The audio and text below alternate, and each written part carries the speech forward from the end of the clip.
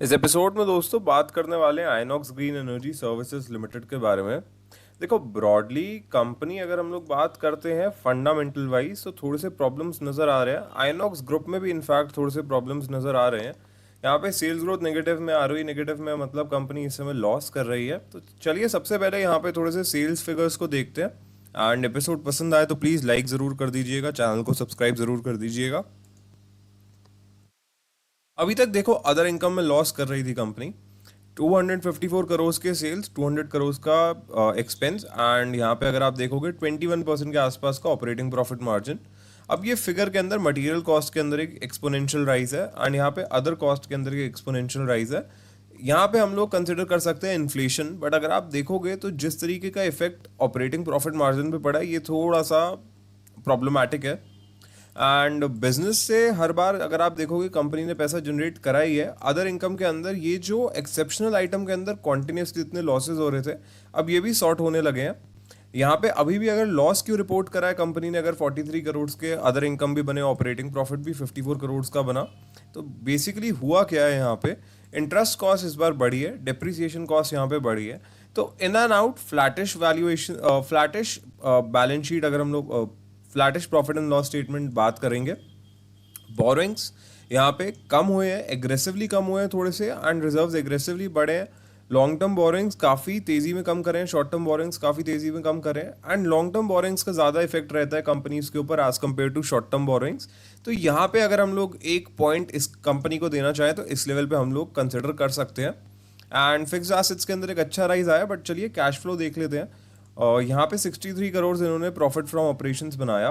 And इसके अलावा अगर हम लोग यहाँ पर देखेंगे वर्किंग कैपिटल आइटम्स के अंदर थोड़ा सा डाउन साइड है।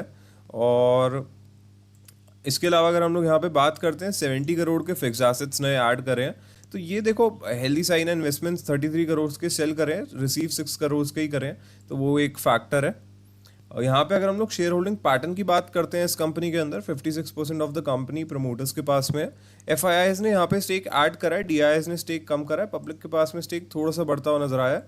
बट ऑनेस्टली अगर आप पूछेंगे तो इतने से चेंजेस से कोई फर्क नहीं पड़ता है कंपनी पे। तो ऑलमोस्ट हम लोग यही कहेंगे कि वैल्यूएशन सिमिलर लेवल्स पे ही है, not that big of a change.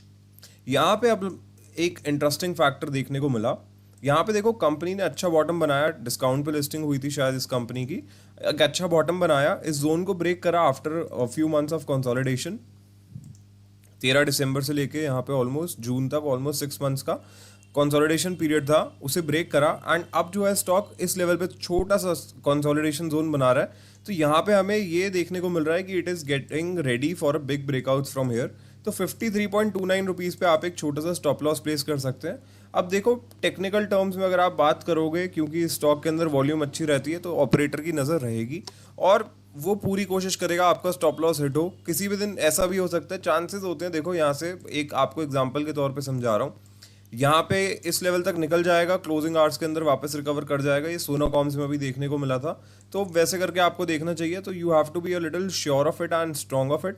तो मुझे लगता है आपको अपनी रिसर्च डेफिनेटली इसके अंदर बहुत स्ट्रांगली करनी चाहिए। सेफर लेवल के लिए आप 52.50 पे प्लेस कर सकते हैं, वहाँ पे कंपैरेटिवली कम लोग प्लेस करेंगे। यहाँ से पहले टारगेट की बात करें 62.60 पे रहने वाला है, तो यहाँ पे upside almost somewhere close down to 7-8% की हो गई। बट यहाँ से स्टॉक अगर 62.60 का जोन ब्रेक करता है तो देखो 15-17% की अपसाइड तो बहुत इजीली देखने को मिल सकती है स्टॉक में। And targets will be somewhere close down to 70 rupees. तो ये आपको मुझे लगता है ऐसे देखना चाहिए। एंड यहाँ तक पहुँच जाए तो वापस आ जाना, चैनल पे सब्सक्राइब कर देना। अभी भी पसंद आया तो प्लीज़ सब्सक्राइब कर देना। एंड फिर मिलेंगे नए एपिसोड के साथ में, तब तक के लिए शुक्रिया एंड थैंक्स फॉर वॉचिंग।